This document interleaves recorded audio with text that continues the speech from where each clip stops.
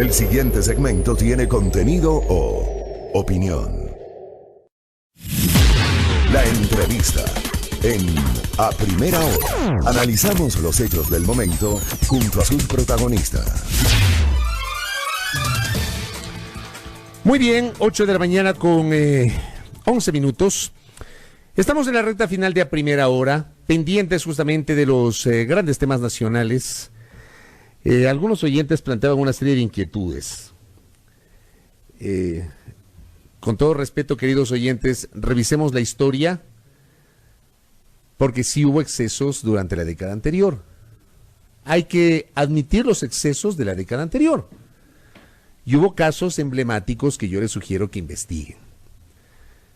De los excesos y de las experiencias se aprenden. Y lo que estuvo antes mal debe ser también criticado hoy. No que lo que estuvo antes mal hoy hay que aplaudirlo. Fue malo antes y es malo hoy. Hay que manejar un mínimo de coherencia. Yo sí saludo las voces de gente que con coherencia, como Juan Pablo Albán, quien admite los errores del Consejo de la Judicatura de Transición, errores que en estos micrófonos este programa los ha evidenciado a lo largo del tiempo. Porque esa Judicatura de Transición fue probablemente uno de los más grandes fracasos del Consejo de Transición liderado por el doctor Trujillo, que para algunos sectores era totalmente incuestionable. Pues la Judicatura de Transición fue uno de los grandes fracasos, reconocido por uno de sus miembros, el doctor Juan Pablo Albán. Yo sí saludo la coherencia de gente como Juan Pablo Albán, que mantiene la misma postura como tiene que ser. Lo que estuvo mal antes está mal hoy. Y si criticamos antes, también critiquemos hoy. Manejemos un mínimo de coherencia, amables oyentes, y es legítimo que ustedes discrepen conmigo. Totalmente legítimo. Yo sí valoro la discrepancia respetuosa, por cierto, porque eso enriquece el debate democrático como tiene que ser. Y pese a que muchas veces discrepamos o no coincidimos, gracias por seguir en nuestra sintonía. A ver, vamos a entrar en la recta final de este espacio de noticias. Este viernes 31 de enero es un día clave. Será la audiencia de juzgamiento del denominado caso Sobornos. El portal web de la cadena de televisión Ecuavisa daba cuenta hace pocas horas que la audiencia de juzgamiento de los 21 procesados por el caso Sobornos 2012-2016 se desarrollará en la Corte Nacional de Justicia este viernes 31 de enero del 2020. Más de 120 testigos están convocados. Una de las procesadas, uno de los 21 procesados es Viviana Bonilla, ex vicepresidenta de la Asamblea Nacional, actual legisladora, pero enfatizo en su condición de candidata a la alcaldía de Guayaquil en 2014 porque es por esta razón por la cual Viviana Bonilla ha sido procesada y ha sido llamada a juicio en este caso. Doctora, bienvenida, buenos días, ¿me escucha? Fabricio, buenos días, lo escucho perfectamente. Un saludo a quienes nos están también escuchando. ¿Cómo está usted? Gracias por atender esta llamada. Lo hacemos vía Skype, tomando en cuenta que Viviana Bonilla está con licencia por maternidad. Nos atiende desde la ciudad de Guayaquil. Bueno, con licencia por maternidad, pero usted deberá enfrentar a partir del viernes esta etapa que será la etapa clave para conocer si finalmente hay o no definiciones en torno a culpabilidades o inocencias de los procesados del caso Sobornos. ¿Cómo está usted y cuál va a ser su postura en la audiencia del viernes? Fabricio, si me permite, antes de entrar en materia, quisiera aprovechar este espacio para solidarizarme con los trabajadores y en realidad con el periodismo en general por lo que está sucediendo con Radio Pichincha.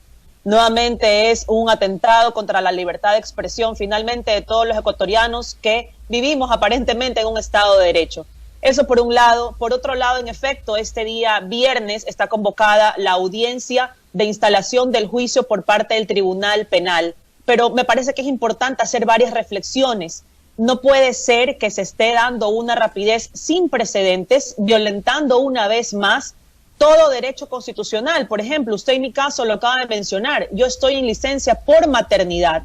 La ley y la Constitución son claras cuando establecen cuál es mi derecho. El derecho que tiene cualquier mujer ecuatoriana que se convierte en madre en este país es de 12 semanas luego del embarazo, es decir, la licencia por maternidad, que ni siquiera eso están respetando. Pero adicional a esto, imagínense que en el caso Singe, la fiscal general de la Nación le pide al Tribunal Penal que se le haga valer un permiso médico por 30 días a la fiscal asistente que lleva el caso. Entonces, ahí sí vale un permiso médico. Y en mi caso, que soy parte procesal, que acabo de dar a luz hace 40 días, que tengo derecho a estar con mi hijo, que tengo derecho a recuperarme a mi tercera cesárea, entonces ahí no vale el permiso médico. Entonces, estas cosas tienen que evidenciar lo de fondo. ¿Qué es lo de fondo?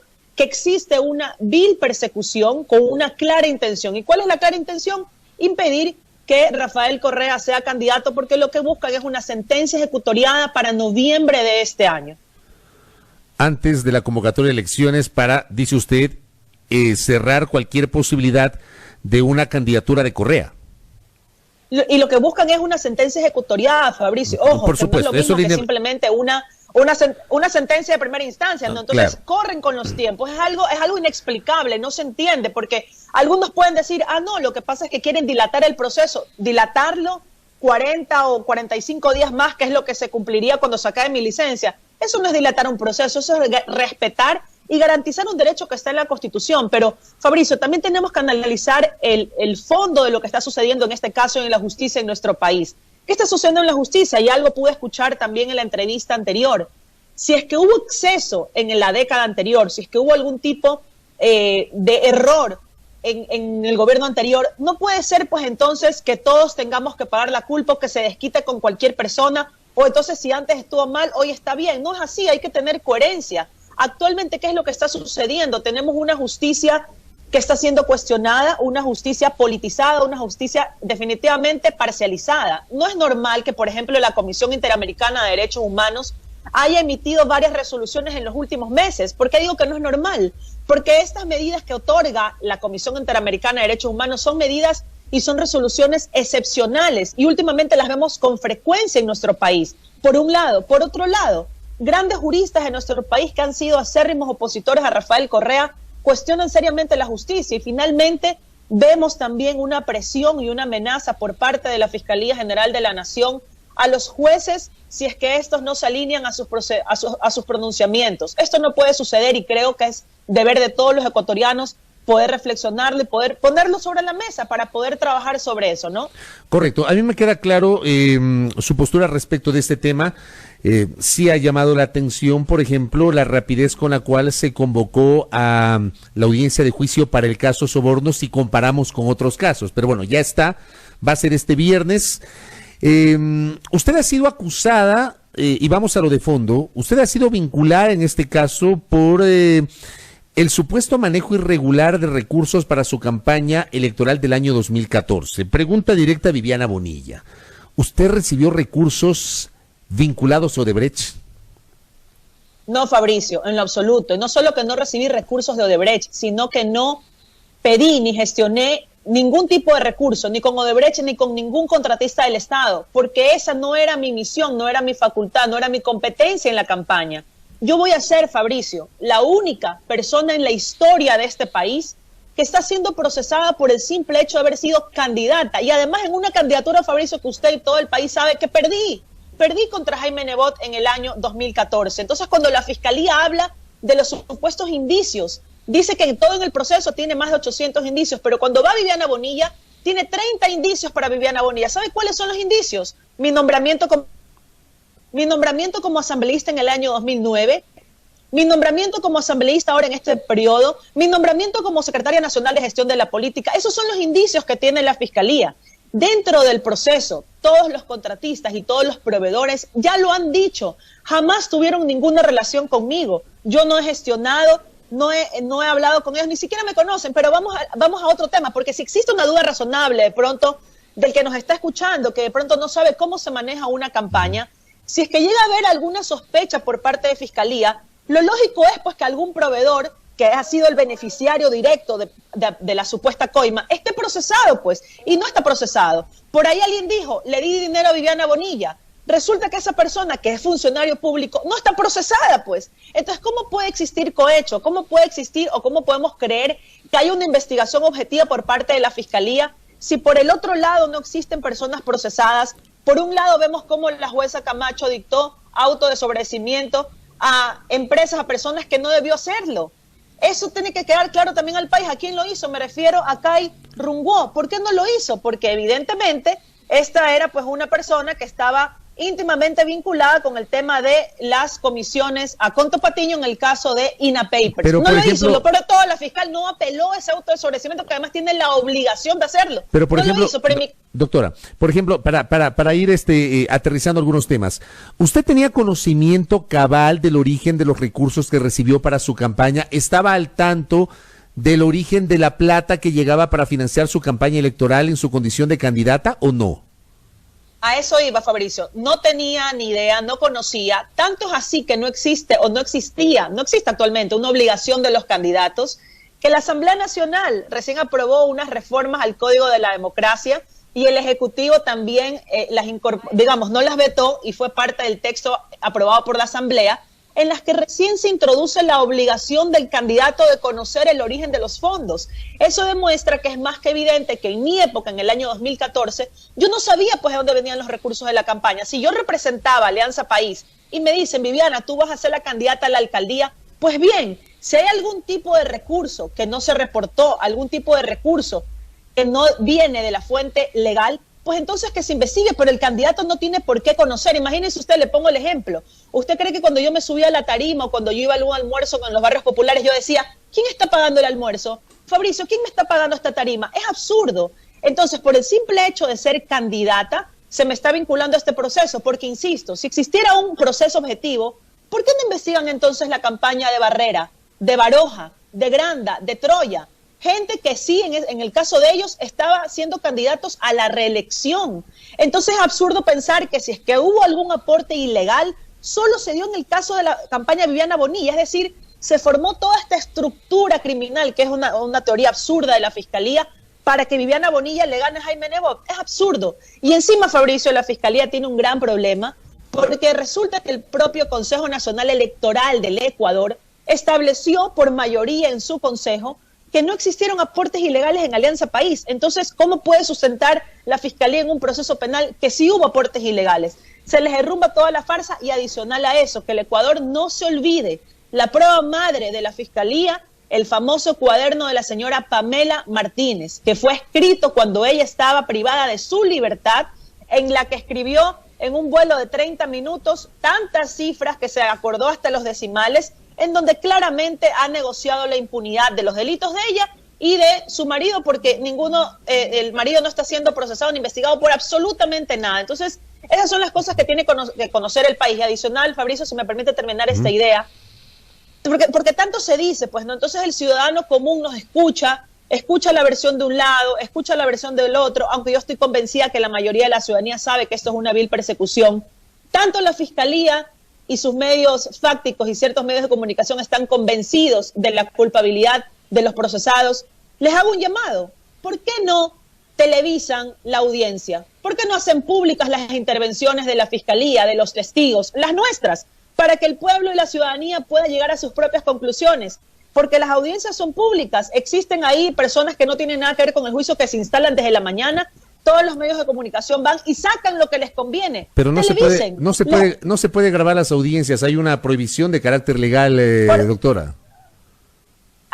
Pero están ahí los medios de comunicación grabando todo el tiempo. Sí, pero están ahí personas que no son parte de la audiencia. Pero lo que digo es, sí, si están tan seguros y dicen que es el juicio de la historia, vean la manera, pues entonces, de cómo pueda acceder la ciudadanía al menos un poco más a la documentación. Por lo menos conocer algo más, si es que no se puede televisar todo el juicio. Pero deberían hacerlo porque no sacan los extractos y las partes correspondientes. El expediente, Fabricio, es público, lo conoce, digamos, todas las partes y la ciudadanía puede acceder. El problema es que como son tantos cuadernos y tantas hojas, pues entonces se dificulta un poco la revisión para la ciudadanía. Pero insisto, tiene que quedar claro que esta es una vil persecución por parte de la Fiscalía General del Estado, para tratar de tapar los verdaderos actos de corrupción en donde no se han investigado absolutamente nada. Vemos lo que pasa en Petroecuador, vemos lo que pasa en los hospitales, que es Vox Populi. Aquí en Guayaquil es Vox Populi, Fabricio, los actos de corrupción. Y no tenemos un allanamiento,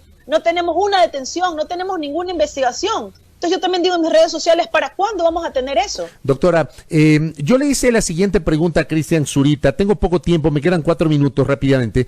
Yo le hice esta pregunta hace 2 semanas a Cristian Zurita, que estuvo acá, porque le decía, a ver, si Viviana Bonilla está siendo investigada porque hay una presunción respecto del origen de los recursos que financiaron su campaña, justamente ¿por qué no investigaron otras campañas de Alianza País del 2014 que tenían más posibilidades, como la de Quito, como la de Cuenca, qué sé yo, como la de Puerto Viejo también, por citar un ejemplo? Y Cristian Zurita me decía, lo que pasa es que Alianza País le apostaba al futuro porque la candidatura de Viviana Bonilla, si bien es cierto, iba a perder frente a Nebot, era una apuesta al futuro y por eso financiaron de la forma como lo hicieron la campaña. Palabras del periodista Cristian Zurita ante una pregunta que yo le hice hace 2 semanas. ¿Cuál es su opinión sobre esa reflexión que hizo él? Primero, eso es una especulación del señor Zurita que bajo ningún concepto puede convertirse en un indicio para la Fiscalía. Segundo, si la Fiscalía realmente quisiera tener una investigación objetiva, lo lógico es que se puedan estudiar e investigar el resto de campañas. Es absurdo lo que dice el señor Zurita. No puede ser que las campañas que estaban supuestamente para ganar, usted de Quito, acuérdese que el señor Augusto Barrera iba a la reelección, el señor Baroja, que en efecto ganó, el señor Troy, es decir, que Alianza País no apostó entonces a las candidaturas, no se aportó un solo centavo a las campañas de ellos. Y tercero, para que usted también lo conozca y la ciudadanía, en el expediente constan pues los otros cuadernos de Pamela Martínez, las otras agendas que tenía, y ahí se ve claramente cómo están mutiladas las hojas y los nombres. Se ven que han recortado los nombres de Baroja, de Granda, de Barrera, y nosotros lo vamos a evidenciar en el juicio, porque esto ha sido una investigación selectiva. Y no solo lo digo yo, se lo dijo la propia jueza Camacho a la fiscal general de la Nación, que su investigación había sido desordenada y de falta de objetividad, lo cual es gravísimo porque está faltando un principio clave en materia penal. Correcto. Y cierro con esto. Usted no va a poder venir a Quito, entiendo yo, por la licencia por maternidad. Sé que el proceso usted lo va a enfrentar por la vía del Skype.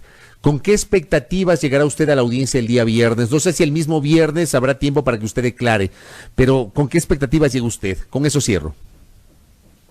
He presentado el escrito correspondiente ante el Tribunal Penal señalando cuál es el derecho constitucional que me ampara. No es un tema de afectos o desafectos, si les caigo bien o les caigo mal. Los jueces tienen que respetar lo que establece la Constitución, porque imagínense, si se vulnera mi derecho en este proceso, se estaría sentando un pésimo precedente para cualquier mujer en el país que salga embarazada y que no se le respete el tiempo de recuperación que se tiene. Sin embargo, si el tribunal hace caso omiso violentando el derecho constitucional, de forma paralela seguiré las acciones que considere necesario y evidentemente será una incomodidad asistir vía Skype a la Corte de Justicia en Guayaquil con mi hijo de apenas 40 días de nacido. Pero insisto, yo no daré muestras de querer retrasar este proceso en lo absoluto. Cumpliré con lo que el tribunal me dice, aun si eso significa tener que llevar a mi hijo recién nacido y tener que darle de lactar delante de todo el tribunal. Son cosas que hay que superarlas y aprovechar y esperar que en este país se respeten los derechos de las mujeres y por supuesto los derechos de los menores, los cuales están por encima de cualquier otro derecho. Doctora, gracias por el tiempo y estamos expectantes de la audiencia de juicio. Muy amable. Gracias a usted. Viviana Bonilla, asambleísta, ex vicepresidenta de la Asamblea, ex candidata a la alcaldía de Guayaquil en 2014. Por esa condición, ella está siendo procesada dentro del caso Sobornos 2012-2016. Este es uno de los temas de la semana. La audiencia está prevista para el viernes 31 de enero. 8:29 en A Primera Hora.